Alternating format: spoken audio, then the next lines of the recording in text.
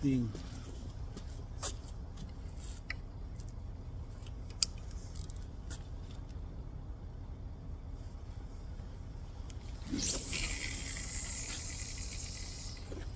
Usok mo.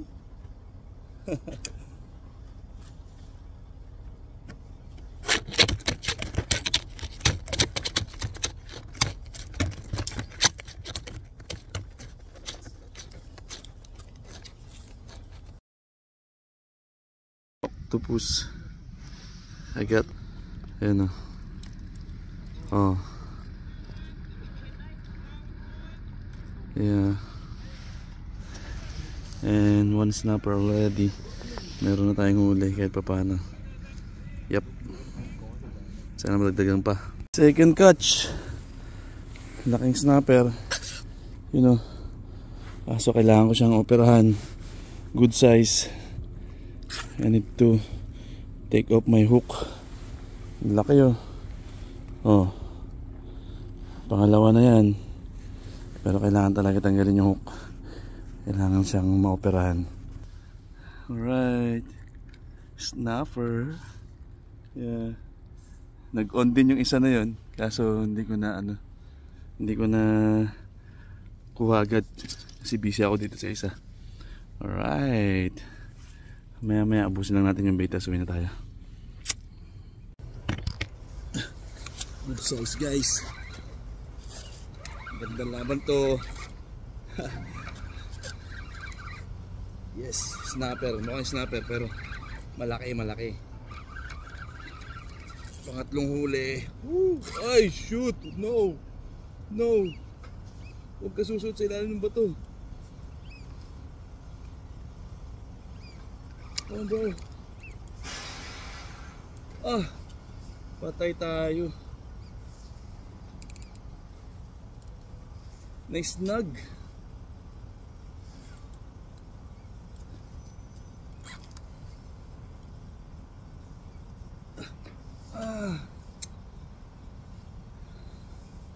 Nice snug. Saan kayo sumabit yun? Nandun pa yung isda, malaki.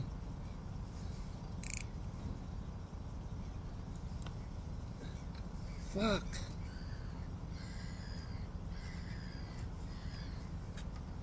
Sayang. Nandun pa siya oh. Ilabas mo dyan. Lasa ko man. Come on bro, yun. Nakuha natin. Alright.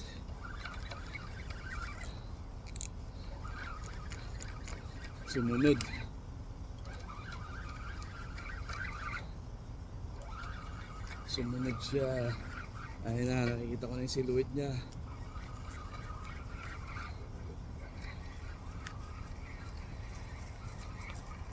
Ay, putik. Yeah. Woohoo! Good size.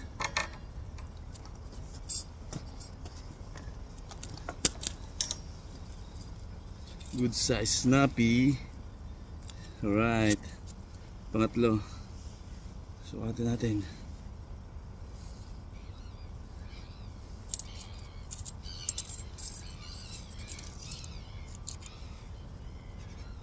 $35. Not bad, pero lunok ulit.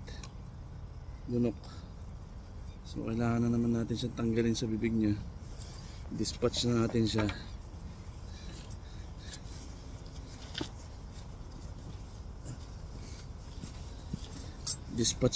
Para hindi na siya mag-suffer.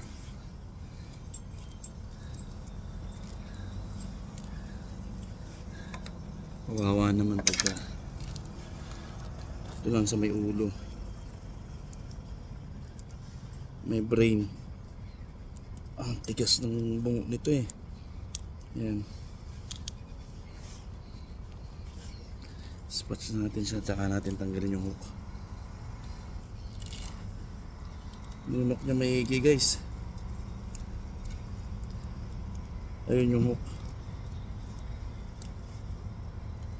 Sa may lalamunan nyo talaga eh.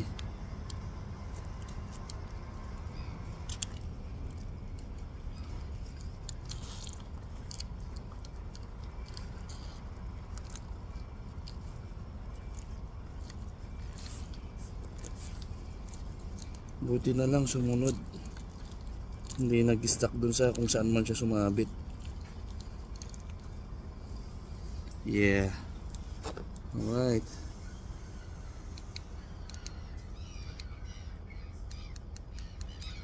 So pangatlo na to. Pangatlong isda na good size. Yan. So ito natin ngayon. Ubusin ko lang yung ano, kasi wala nang paglalagyan sa rep yan. Ubusin ko lang yung pamain ko. Then we will go home na. Wala na rin paglalagyan sa rep yung mahuli kong ibang isda. So pamigay na lang natin bukas. Yes sir.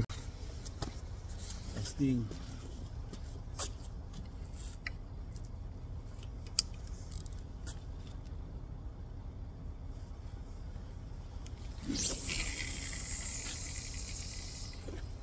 Sok mo.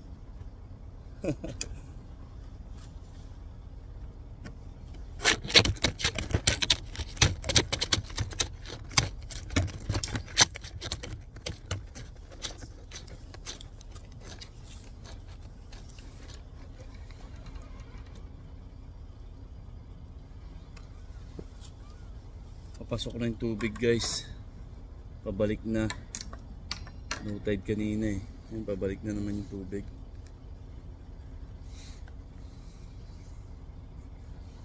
Mag-isa na lang natin dito sa warp.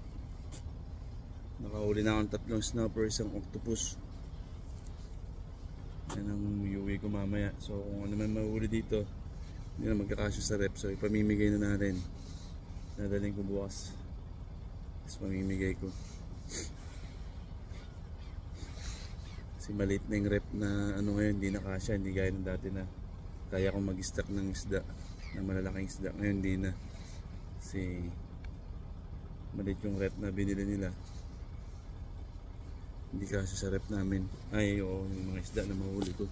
So kung may mahuli man na malalaki, wala na, hindi na kasya doon. May 2 bait pa ako. I'm gonna finish that and then uwi na ako. Yes sir. Puskan tayo ulit guys. Kakagatan na sila. Kakagatan na. Solo pa natin. Panalo. Panalo talaga. Kaso maliit. Ang maliit. Pasok.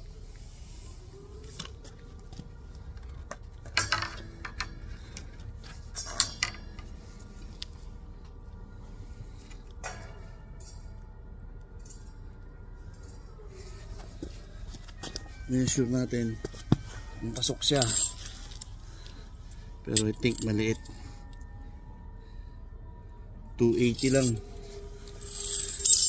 280 centimeter. Millimeter. Natin siya guys. Yan. Lalaki pa yan. Hindi pa niya time ngayon. Ganun kami dito mag-fishing guys. Sana gayahin nyo rin sa Pilipinas. Pag maliit, throw back to the water. Bigyan nyo siya ng chance lumaki. Alright.